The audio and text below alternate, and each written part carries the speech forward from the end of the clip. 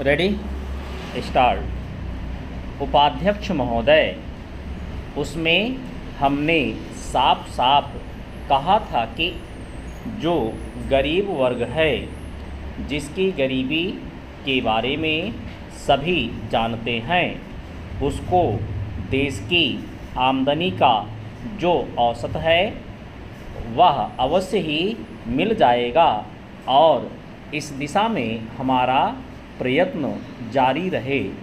हमारा जो बजट है उसको जब तक अपनी आर्थिक व्यवस्था या अपने विचारों के अनुसार नहीं आंकेंगे तब तक उस ध्येय की पूर्ति नहीं हो सकती। यदि इस दृष्टि से अपने बजट को देखते हैं तो हम इसे ना अधिक और ना कम नंबर दे सकते हैं।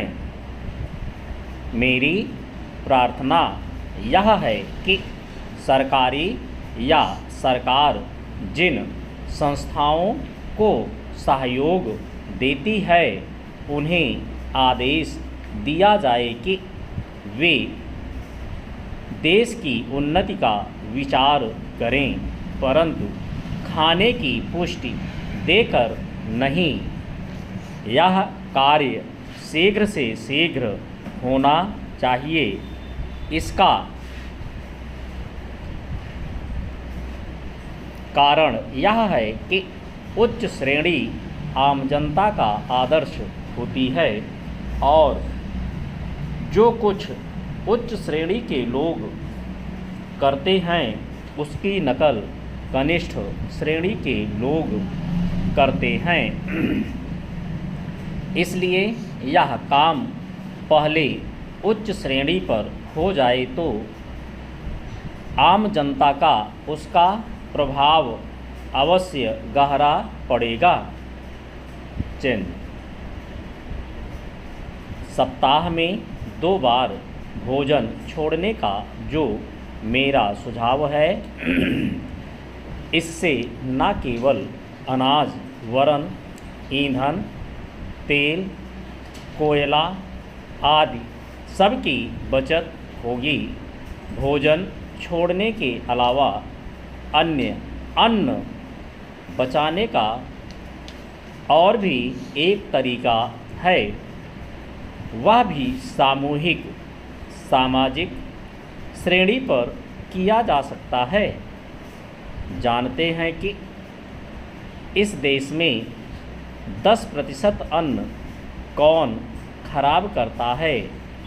कीड़े, पंछी, बंदर और बोरियां ठीक न होने से अनाज गिर जाता है और मिट्टी में मिल जाता है। यह विचारणीय है। इस प्रकार 80 लाख टन बर्बाद होने वाले अन्न को बचाया जाए तो भारतवर्ष को किसी भी देश से अन्न की भिक्षा मांगने की आवश्यकता नहीं पड़ेगी। श्रीमन, यह अपराध कबूतरों, बंदरों, कीड़ों आदि का नहीं है।